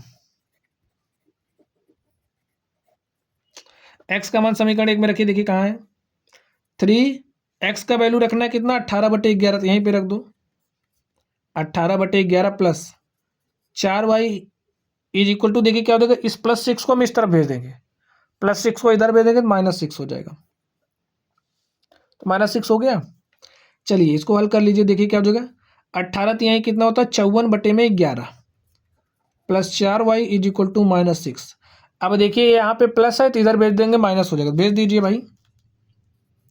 4y इज इक्वल टू -6 और यहाँ पे प्लस वाला आ गया तो माइनस हो जाएगा, -54/11 जोड़ लीजिए। देखिए इसको सॉल्व कर लीजिए।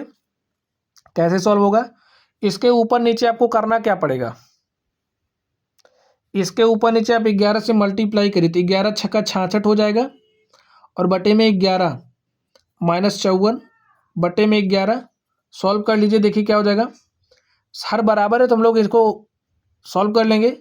तो 4 छः कितना हो जाएगा 10, 4 6 10 हो गया, 10 के शून्य हासिल 1 और 5 में 1 जोड़ा 6 और 6 6 क्या हो गया 12 बटे में 11, यहाँ पे 4y। नेक्स्ट देखिए क्या हो जाएगा,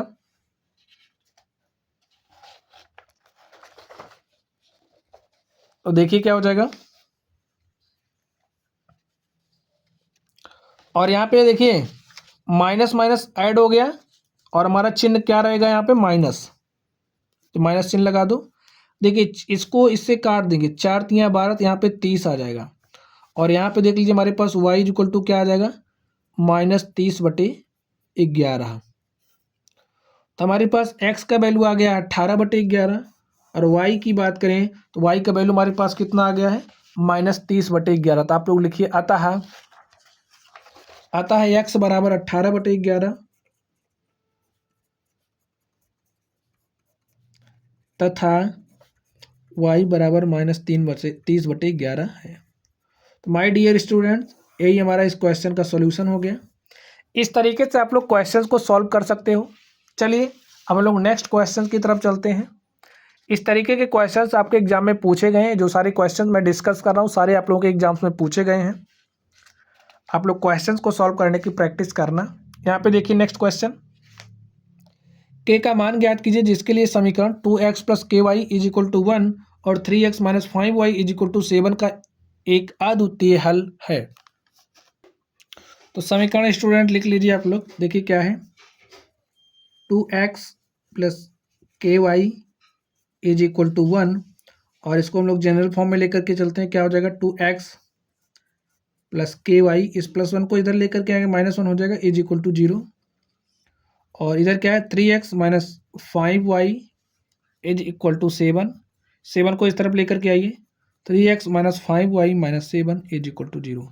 इसकी तुलना किससे करेंगे, a1x + b1y + c1 is equal to 0 और यहाँ पे a2x + b2y + c2 is equal to 0।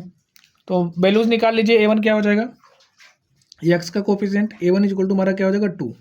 यहाँ से देखिए b1 क्या हो जाएगा, b1 k है और c1 क्या हो जाएगा -1। यहाँ से देखिए a2 क्या हो जाएगा, a2 इज इक्वल टू 3 हो जाएगा और b2 की बात करें तो b2 कितना हो जाएगा -5 और c2 कितना हो जाएगा, c2 हमारा -7 हो जाएगा।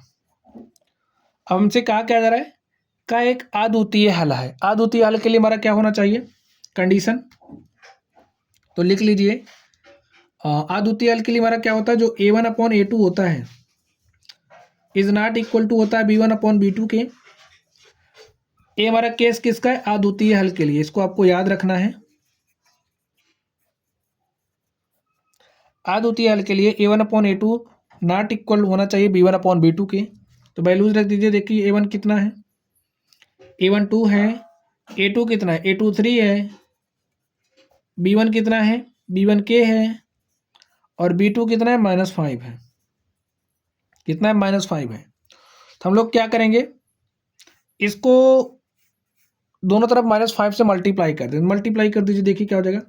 हमने -5 से मल्टीप्लाई किया, क्या हो जाएगा, -5 × 2, तो लिख दीजिए -5 × 2/3। यहाँ पे क्या हो जाएगा, k इंटू में -5 अपॉन में -5। तो -5 से -5 कैंसिल हो जाएगा। यहाँ से -5 दूनी कितना हो जाएगा, -10/3 is not equal to k। तो हमारा क्या हो जाएगा, आप लोग सोच करके बताइए। ये कंडीशन हो गई, तो इसलिए क्या हो जाएगा, k is not equal to -10/3 के लिए जो हमें समीकरण दिया है, समीकरण निकाय का एक अद्वितीय हल होगा के लिए दिए हुए समीकरण निकाय का एक अद्वितीय हल होगा। हमें k का वैल्यू बताना था, तो k इक्वल टू हमारा क्या हो जाएगा, -10/3। तो स्टूडेंट्स, इस तरीके से हमने क्वेश्चन नंबर 5 को सॉल्व किया। चलिए हम लोग नेक्स्ट क्वेश्चन की तरफ चलते हैं, देखते हैं हमारा नेक्स्ट क्वेश्चन क्या है। तो यहाँ पे देखिए नेक्स्ट क्वेश्चन, अनुपातों A1/A2, B1/B2 और C1/C2 की तुलना कीजिए कि निम्न समीकरण युग्म द्वारा निरूपित रेखाएं एक बिंदु पर प्रतिच्छेद करती हैं, समांतर अथवा समपाती हैं। तो इसमें भी आपको A1/A, देखिए हमें चेक करना है प्रतिच्छेद करती हैं, समांतर अथवा समपाती है। तो हम लोग इसमें तो पता नहीं क्या है, तो A1 A2 B1 B2 C1 C2 निकालेंगे। A1/A2 is equal to B1/B2 is equal to C1/C2 दिखाएंगे। अब जो भी कंडीशन हमारी फॉलो होगी उसी के अकॉर्डिंग हम बता देंगे। तो इसको आप लोग खुद से करना, ठीक है, इसको आप लोग खुद से करना। कॉन्सेप्ट हमने आपको बता दिया है, आप लोग वैल्यूज निकाल करके उसमें रखना। चलिए वो लोग नेक्स्ट क्वेश्चन की तरफ चलते हैं। देखिए नेक्स्ट क्वेश्चन हमारा क्या है, अनुपातों दिया है A1/A2 B1/B2 C1/C2 की तुलना कर ज्ञात कीजिए कि निम्न रैखिक समीकरणों के युग्म संगत है या असंगत है। तो समीकरणों का युग्म दिया है, संगत असंगत आप लोग बता ही सकते हो। हम लोग A1/A2 is equal to B1, देखिए इसका A1/A2 is equal to B1/B2 is equal to C1/C2 पे करेंगे, चेक करेंगे। हमें दो कंडीशन में हल मिलता है, अगर हल मिल जा रहा है तो क्या हो जाएंगे, संगत, नहीं मिल रहा तो हो जाएंगे असंगत। तो हमारी देखिए संगत के लिए हमारी कौन सी कंडीशन फॉलो होनी चाहिए, आप लोग देखिए। अगर हमारा A1/A2 is not equal to है B1/B2 के, तो इस केस में क्या हो जाएगा, संगत हो जाएगा। नेक्स्ट क्या होना चाहिए, A1/A2 is equal to B1/B2 is equal to C1/C2 आ गया। अगर A आ गया यानी कि तीनों रेशियोज बराबर आ गए तब भी संगत हो जाएगा। लेकिन अगर A वाला आ गया, A1/A2 बराबर है B1/B2 के बट नॉट इक्वल है C1/C2 के, इस केस में हमारा क्या हो जाएगा, असंगत हो जाएगा। आप लोग इसमें रखना, जो कंडीशन सेटिस्फाई होगी उसी के अकॉर्डिंग आप लोग बता देना। तो इसको भी आप लोग करिएगा। चलिए वो लोग नेक्स्ट क्वेश्चन की तरफ चलते हैं और देखते हैं हमारा नेक्स्ट क्वेश्चन क्या है। देखिए यहाँ पे एक आयताकार बाग का अर्ध परिमाप 36 मीटर है, जिसकी लंबाई चौड़ाई से 4 मीटर अधिक है। बाग की बीमाएं ज्ञात कीजिए। तो चलिए इसको हम लोग हल करते हैं। देखिए हमारा सॉल्यूशन क्या हो जाएगा, आप लोग ध्यान से देखिए। ए हमारा क्या हो गया, हम लोग एक आयताकार बाग बना ही लेते हैं, बना लीजिए। ए हमारा आयताकार बाग हो गया, और ये जो आयताकार हमारा बाग है इसका अर्ध परिमाप दिया है, जो दिया है उसको लिख लो। अर्ध परिमाप कितना दिया है, 36 मीटर दिया है। तो अर्ध परिमाप यानी कि हमें इसका आधा परिमाप दिया, तो पूरा परिमाप हमारा कितना हो जाएगा, इसका डबल,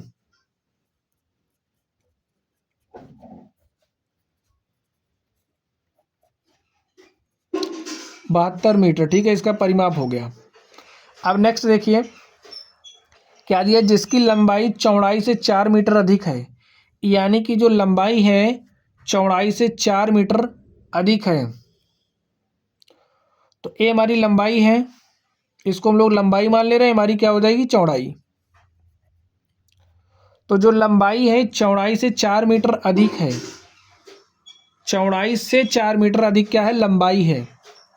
तो लंबाई हमारी क्या हो जाएगी, L+4 और ए हमारी L है, हमने ऐसा मान लिया। ठीक है, आप X भी मान सकते हो, हमने L मान लिया। हमने माना जो हमारी चौड़ाई क्या है, L है। चलिए आप X मान लेना। ठीक है, X मान लीजिए,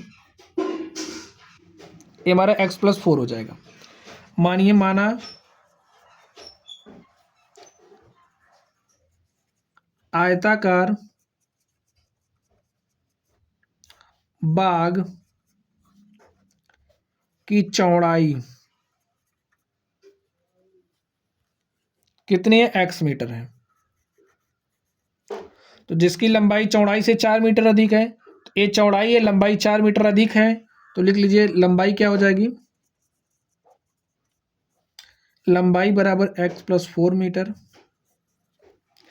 अब देखिए हमें इसका परिमाप पता कर लिया, 72 मीटर है, और हम लोग इसको लेकर के परिमाप निकालें, देखिए कितना हो जाएगा। परिमाप निकालने के लिए हम लोग क्या करते हैं, आप लोग देखिए, हम लोग इस पॉइंट से चलना शुरू करेंगे। ठीक है, यहाँ से हमने कितनी दूरी तय करी, X+4, यहाँ पे हमने कितना तय किया, X, फिर यहाँ पे X+4, फिर यहाँ पे कितना X, फिर वही पॉइंट पे आ गए, यानी कि X+4 plus X plus X+4 plus X, इसको ऐड कर लेंगे तो हमें परिमाप मिल जाएगा। देखिए हमारा परिमाप क्या हो जाएगा, लिखिए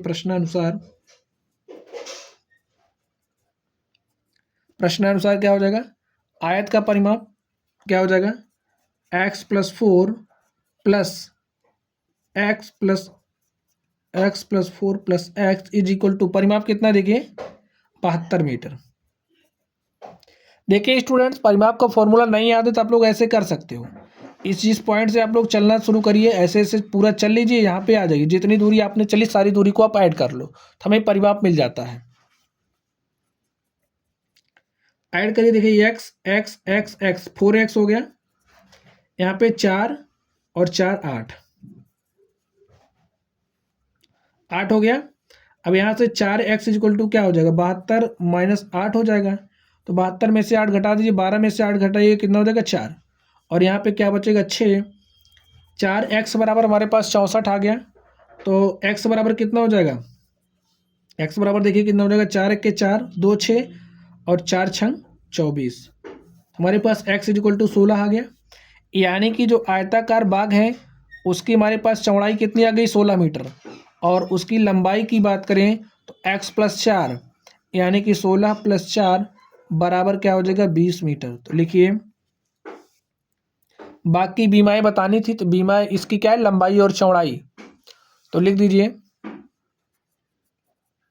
अतः बाग की लंबाई बराबर 20 मीटर तथा चौड़ाई बराबर 16 मीटर है। तो माय डियर स्टूडेंट्स, इस तरीके से हमने इस क्वेश्चन को सॉल्व किया। चलिए हम लोग नेक्स्ट क्वेश्चन की तरफ चलते हैं। आप लोग नोट करना चाहते हो तो नोट कर लीजिए। क्वेश्चंस को सॉल्व करने के लिए आप लोगों को लैंग्वेज समझ में आनी चाहिए, आप लोग ढंग से प्रश्न पढ़ना और जो भी रिलेशंस दिया है उन रिलेशन का यूज करके क्वेश्चन को सॉल्व करना। तो यहाँ पे देखिए नेक्स्ट क्वेश्चन क्या हमारा, एक समकोण त्रिभुज का क्षेत्रफल 30 वर्ग सेंटीमीटर है, यदि उसकी ऊंचाई आधार की लंबाई से 7 सेंटीमीटर अधिक है तो आधार की लंबाई ज्ञात कीजिए। तो चलिए हम लोग इसको सॉल्व करते हैं। तो समकोण त्रिभुज का क्षेत्रफल दिया, सबसे पहले हम लोग क्या करेंगे, एक समकोण त्रिभुज बना लेंगे। तो एक आप लोग समकोण त्रिभुज बना लीजिए, देखिए क्या हो जाएगा हमारा समकोण त्रिभुज। इस तरीके से हमने समकोण त्रिभुज बना लिया। ए हमारा क्या हो गया, समकोण त्रिभुज, यहाँ पे समकोण है, ए हमारा ABC हो गया। इसमें क्या दिया है, समकोण त्रिभुज का क्षेत्रफल, यानी कि इसका क्षेत्रफल कितना दिया, लिख लीजिए, दिया है समकोण त्रिभुज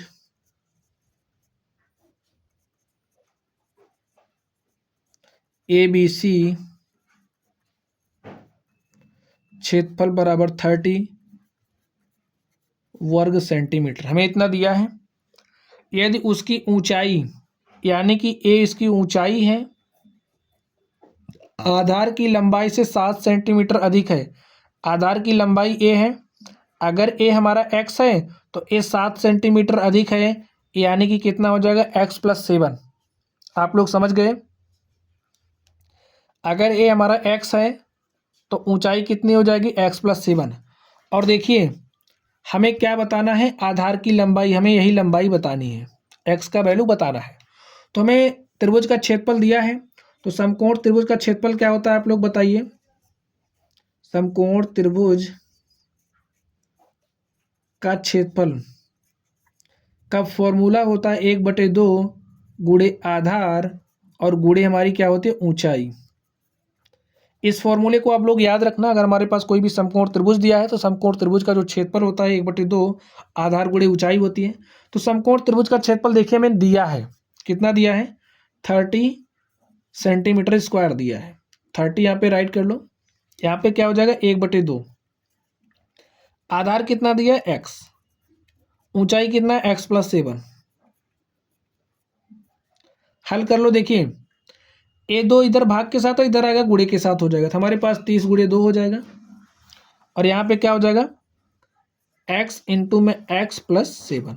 हल कर लो, क्या हो जाएगा x² हो जाएगा x² प्लस 7x, और यहाँ पे क्या हो जाएगा 30 दूनी 60।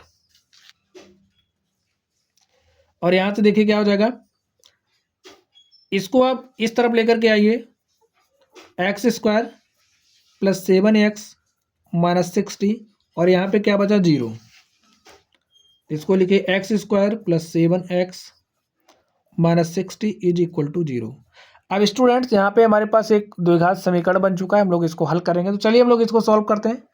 इसको सॉल्व करने के लिए हम लोग क्या करेंगे, अब हमें इसका गुणनखंड करना है। यहाँ पे 60 है माइनस 60, तो हमें उस तरीके से ब्रेक करना है कि हमारे पास 7 आ जाए जोड़ने या घटाने के बाद। यहाँ पे सेट करिए आप लोग इसको, 60 है तो अगर हम लोग 12 पंचे 60 करें और हमें माइनस 60 चाहिए और प्लस में 7 चाहिए, तो इसके लिए हम लोग क्या करेंगे 12 गुणे -5, और देखिए हमें प्लस 7x चाहिए तो हम लोग प्लस 12x ले लेंगे और -5x ले लेंगे और हमारे पास 7x मिल जाएगा।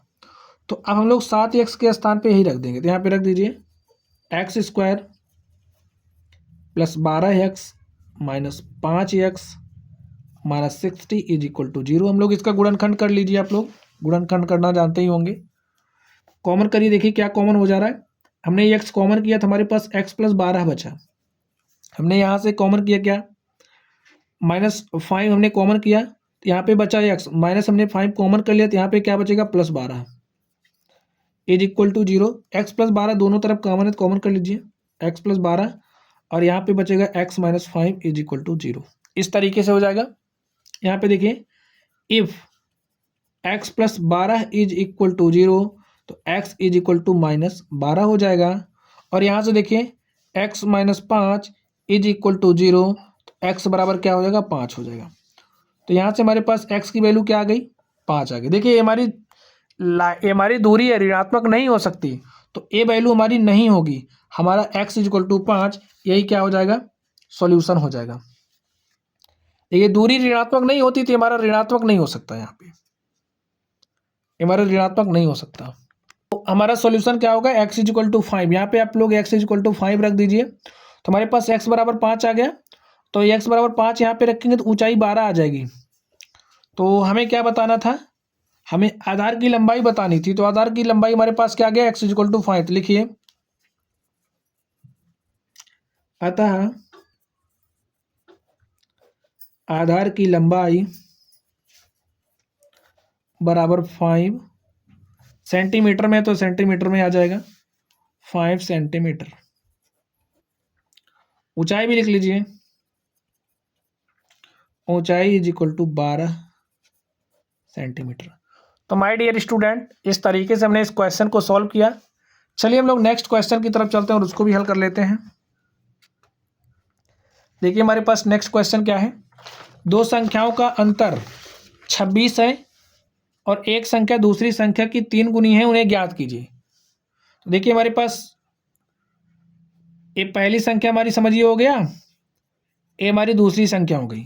कह रहा है एक संख्या दूसरी संख्या की 3 गुनी है। अगर ए हमारा x है तो x की 3 गुनी हमारा 3x है। समझ गए आप लोग? फिर से पढ़िए क्वेश्चन। दो संख्याओं का अंतर 26 है और एक संख्या यानी कि एक संख्या दूसरी संख्या की 3 गुनी है, यानी कि ये जो हमारी संख्या है x इसकी क्या है 3 गुनी है। तो अब देख लीजिए क्या हो जाएगा। दोनों संख्याओं का अंतर 26 है तो लिख दीजिए हमारा क्या हो जाएगा। दोनों संख्याओं का अंतर 26 है तो x minus 3x minus x is equal to क्या हो जाएगा 26, और यहाँ से 3x में से x घटाइए क्या हो जाएगा 2x। 2x is equal to 26 और x इज इक्वल टू क्या हो जाएगा 2 1 के 2 2 13 में 26।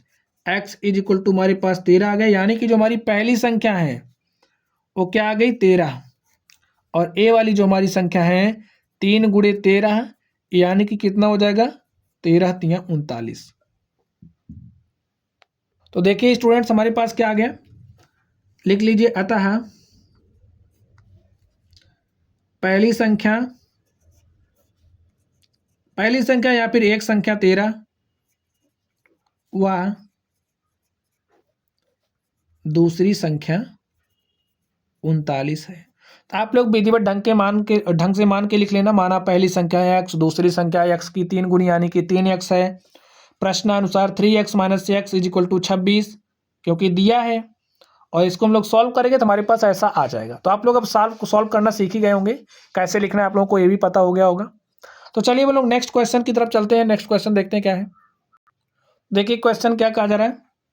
दो संपूरक कोणों में बड़ा कोण छोटे कोण से 18 अधिक है। जो बड़ा वाला कोण है छोटे वाले कोण से कितना अधिक है 18 डिग्री अधिक है, उन्हें ज्ञात कीजिए। तो चलिए हम लोग इनको सॉल्व कर लेते हैं। संपूरक कोण क्या होता है सबसे पहले आप लोग ये समझ लीजिए। जब दो कोणों का योग 180 अंश के बराबर हो, लिख लीजिए संपूरक कोण क्या होता है। जब दो कोणों का योग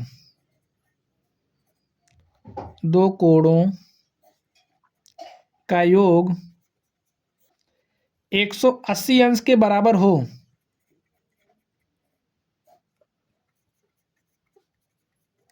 तो इस तरह का जो हमारा कोण होता है कैसा कोण कहलाता है संपूरक कोण कहलाता है। समझिए अगर हमारे पास कोई कोण x है और कोई दूसरा कोण y है, इसका जो सम है यानी कि x प्लस वाई हमारा कितना हो जाए 180 डिग्री, तो ये हमारे कैसे कोण कहलाएंगे संपूरक कोण कहलाएंगे। समझिए हमारे पास कोई कोण 60 डिग्री का है, इसको हमने a मान लिया। कोई हमारा b है वो 120 है, तो इनको जब हमने ऐड किया तो हमारे पास कितना आ गया 120 प्लस 60 इज इक्वल टू कितना हो जाएगा 180 डिग्री। ये हमारे कोण कैसे हो जाएंगे संपूरक हो जाएंगे। संपूरक कोण आप लोग समझ गए। अब आप लोग क्वेश्चन लगा लोगे। देखिए दो संपूरक कोणों में बड़ा कोण छोटे कोण से 18 अधिक है। तो हम मान लेते हैं हमारा जो छोटा वाला कोण है कितना है, माना छोटा वाला कोण हमारा कितना है x डिग्री है। अब बड़ा वाला छोटे वाले से 18 डिग्री अधिक है। आप लोग बताइए बड़ा वाला हमारा छोटे वाले से 18 अधिक है ना, तो बड़ा वाला क्या हो जाएगा x प्लस 18। लिखिए इसलिए बड़ा वाला कोण भाई 18 अधिक है तो x डिग्री प्लस 18 डिग्री और हो जाएगा। और हम जानते हैं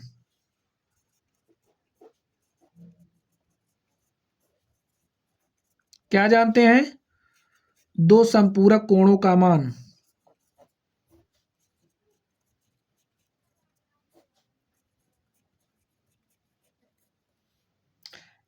180 डिग्री के बराबर होता है।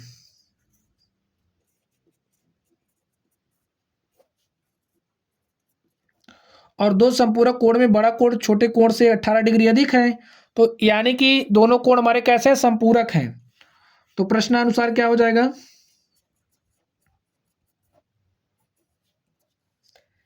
x degree plus x plus 18 degree is equal to हो जाएगा 180 डिग्री।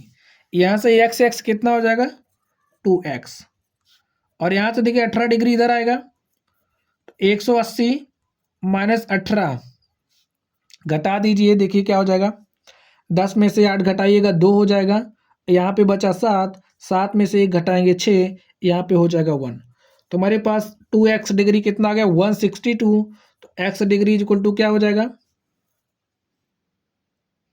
162 अपॉन में 2, काट दीजिए, देखिए क्या हो जाएगा 2 8 16 और 2 1 के 2, हमारे पास 81 डिग्री आ गया, यानी कि x का मान हमारे पास कितना आ गया 81 डिग्री।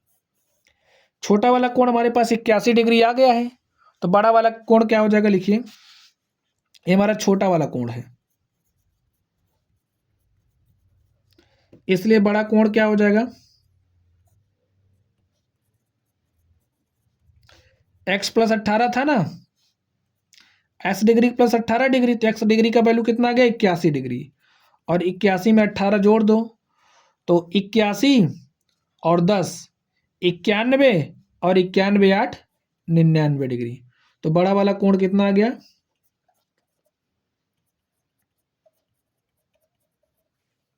99 डिग्री। आप लोग समझ गए होंगे, तो लिखिए अतः बड़ा वाला कोण 99 डिग्री तथा छोटा वाला कोण कितना है 81 डिग्री है। तो माय डियर स्टूडेंट्स, इस तरीके से हमने इस क्वेश्चन को सॉल्व किया। चलिए हम लोग नेक्स्ट क्वेश्चन की तरफ चलते हैं और देखते हैं हमारा नेक्स्ट क्वेश्चन क्या है। अब आप लोगों को आइडिया लग गया होगा क्वेश्चन को हम लोगों को इस तरीके से सॉल्व करना है। यहाँ पे देखिए आप लोग क्वेश्चन इंपॉर्टेंट, पी के किन मानों के लिए निम्न समीकरणों के युग्म एक अद्वितीय हल है, हमें अद्वितीय हल दिखाना है। अद्वितीय हल हम लोग कैसे दिखाएंगे आप लोग बताइए। यूनिक सोल्यूशन, जब हमारा a1/a2 is not equal to b1/b2 के, तो इस केस में हमारा जो हल होता है कैसा होता है अद्वितीय होता है। हमें इस कंडीशन का यूज करके इसमें से p का मान निकाल लेना है, तो आप लोग इसको निकाल लेंगे। चलिए हम लोग नेक्स्ट देखते हैं। नेक्स्ट हमारे पास देखिए क्या है, दो संख्याओं का योगफल 85 है, यदि बड़ी संख्या छोटी संख्या के 4 गुने से 5 अधिक है तो संख्याएं ज्ञात कीजिए। हमें वो संख्याएं बतानी है। तो चलिए स्टूडेंट्स हम लोग इस क्वेश्चन को सॉल्व करते हैं और देखते हैं हमारा सॉल्यूशन क्या होगा। क्वेश्चंस इस तरीके के देखिए आपके एग्जाम में पूछे जाते हैं। जो भी क्वेश्चंस आज की क्लास में मिले सारे क्वेश्चंस बहुत ही इंपॉर्टेंट है। आप लोग क्वेश्चंस की बार बार प्रैक्टिस करना, और हमने सारे कॉन्सेप्ट को इसमें क्या किया इंक्लूड किया है, तो आप लोग सारे कॉन्सेप्ट को भी इस एक क्लास से सीख सकते हैं। चलिए देखिए, दो संख्याओं का योगफल 85 है यदि बड़ी संख्या छोटी संख्या के 4 गुने से 5 अधिक है।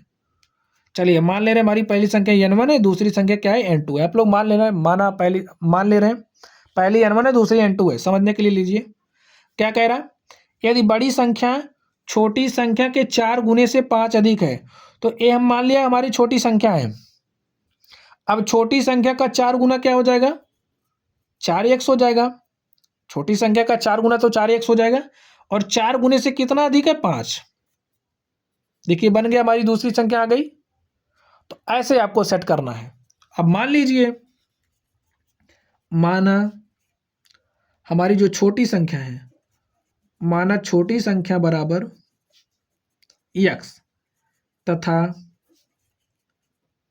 बड़ी संख्या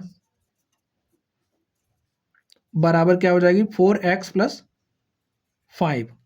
और इसमें क्या दिया, दो संख्याओं का योग, यानी कि ये जो हमारी दोनों संख्याएं हैं इनका योग कितना है 85 है। तो लिखिए प्रश्नानुसार क्या हो जाएगा x प्लस, यही तो हमारी संख्या है, पहली संख्या दूसरी छोटी संख्या बड़ी संख्या, तो दोनों संख्याओं को जोड़ेंगे तभी तो 85 आएगा। तो जोड़ दो x + 4x + 5 = 85। तो x + 4x कितना हो जाएगा 5x, और इस 5 को उस तरफ भेज दीजिए तो हो जाएगा 85 + 5 इधर आएगा तो -5 हो जाएगा, और 85 में से 5 घटाएंगे तो 80 हो जाएगा। 5x बराबर 80, तो x बराबर कितना हो जाएगा 80/5। 5 से काटिए, 5 × 5 5 16 में 80, x बराबर कितना आ गया 16 आ गया। देखिए x बराबर 16 आ गया। तो स्टूडेंट्स इस तरीके से हमारे पास x = क्या आ गया, x = 16 आ गया। चलिए अब हम लोग, हमारे पास छोटी संख्या कितनी आ गई 16 आ गई। हम लोग बड़ी वाली संख्या भी निकाल सकते हैं। देखिए क्या हो जाएगा, यहाँ पे हमारा 16 आ गया, तो ये वाली संख्या हमारी देखिए कितना हो जाएगा, यक्स का मान रख दीजिए, तो 4 गुणे 16 प्लस 5, तो 16 चौका 64 हो जाएगा, और 64 में 5 ऐड कर दीजिए, कितना हो जाएगा 69। देखिए हमारे पास बड़ी वाली संख्या आ गई, छोटी वाली संख्या आ गई, तो लिखिए अतः, लिख दीजिए अतः x बराबर 16 यानी कि छोटी संख्या, तथा हमारा जो 4x plus 5 is equal to 69 यानी कि a हमारी बड़ी संख्या है और a हमारी क्या है, छोटी संख्या।